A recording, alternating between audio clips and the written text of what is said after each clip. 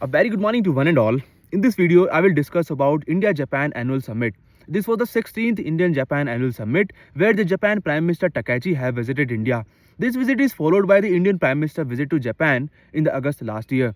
Talking about the Japan's importance, both countries have 8 pillars of cooperation. These 8 pillars are energy, security, mobility, infrastructure, technology, innovation, healthcare and many more. Both countries are part of Quad.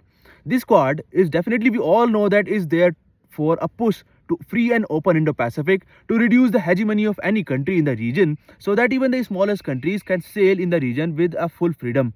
India promotes this free and open Indo-Pacific with Japan, Australia, US as well as a part of Quad. Both countries do a lot of military exercises as well. And therefore, strong Japan is very important for India's point of view. We all know that Japan is also struggling with its less population issues and less fertility rate.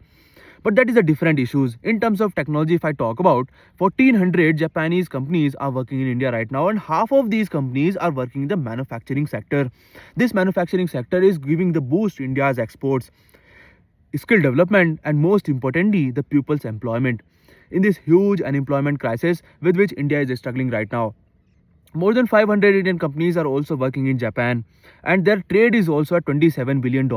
And both countries have an ambitious targets up to the 2030 to enhance this trade to a strong level and to tap this already untapped potential with India is having. With both countries had struggled in the past. In the year 2000, both countries have signed a strategic partnership. This strategic partnership was elevated to a global strategic partnership or a special strategic partnership in the year 2014. That was a very commendable for both the countries, and every summit or every year summit provides a way for a frank discussion between the countries to overcome the crisis that has happened. Because in this turbulent world, we all know that how this energy crisis have unfolded, how the trade is being weaponized, how the countries are showing their autonomy in different critical sectors like critical minerals, resources, rare earth minerals. So for that, both countries have an ambitious targets to develop such type of critical minerals to have more diversified resources so that they can reduce their dependency on a single country and have a better cooperation in every field. India-Japan Northeast Forum is also there, with which Japan is helping India to develop our northeastern region in terms of development infrastructure projects, providing technological advancement to reduce the impacts of the climate change, and as well as to cooperate in co-manufacturing and co-development in various sectors.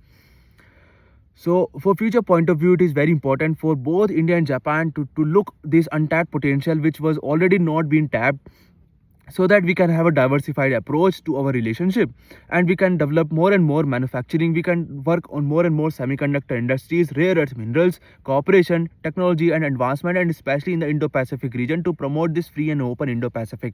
Thank you.